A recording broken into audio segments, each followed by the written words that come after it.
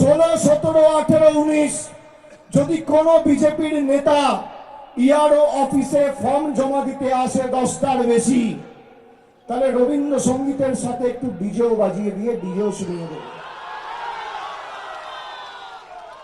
ভদ্রভাবে।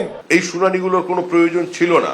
এগুলো হচ্ছে কারণ তৃণমূল কংগ্রেসের এই আগ্রাসনী নীতির কারণে এবং কার্যত গোটা সাংবিধানিক প্রক্রিয়াকে ধ্বংস করে দেওয়ার কারণে। নির্বাচন কমিশন নয়, নির্যাতন কমিশনে পরিণত হয়েছে। শ্বাসকষ্ট আছে। এসআইআর শুনানি ডাক শুনে কেউ নথি নিয়ে হন্তদন্ত হয়ে পৌঁছচ্ছেন। অশক্ত শরীরে শুনানি কেন্দ্রে পৌঁছতে কারোর আবার ছুটে যাচ্ছে কালঘাম। অনেককেই চরম ভোগান্তি হয়রানির মুখে পড়তে হচ্ছে। এই পরিস্থিতিতে শুক্রবার দক্ষিণবঙ্গের একটা বড় অংশে চলল বিক্ষোভ।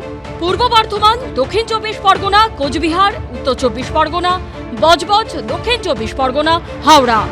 অনেকেই প্রশ্ন করছেন, এসআইআর শুনানি নাকি হয়রানি?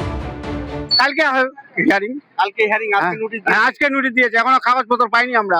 উত্তর 24 পরগনার বনগাঁয় বিশেষভাবে সক্ষম এই যুবকের অভিযোগ, মোটা টাকা খরচ করে টোটো ভাড়া করে আসতে হয়েছে তাকে।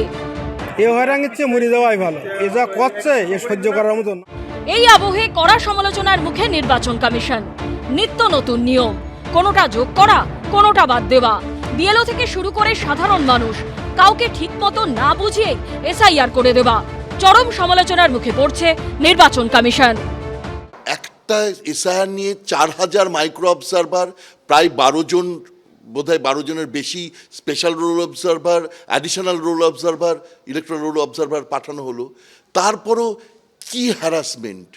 যারা যেভাবে, কোনোভাবে ললেসনেসকে আমি সমর্থন করি না, কিন্তু যেভাবে সাধারণ মানুষ হ্যারাস্ট হচ্ছে এটা তো মেনে নেওয়া যায় না। এসআইআর আবহে একদিকে চরম হয়রানি সাধারণ মানুষের একাংশে, অন্যদিকে থেমে নেই রাজনৈতিক তরজাও।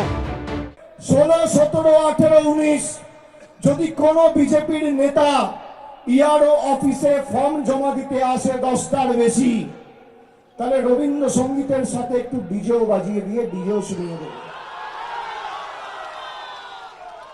ভদ্রভাবে।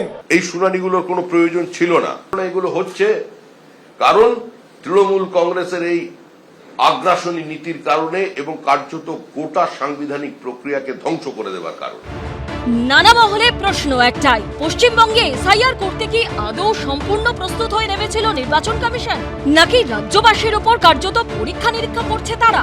সমীরণ পাল, সুদীপ চক্রবর্তী ও সুনীত হালদারের রিপোর্ট, এবিপি আনন্দ। এবিপি আনন্দ, এগিয়ে থাকে, এগিয়ে রাখে।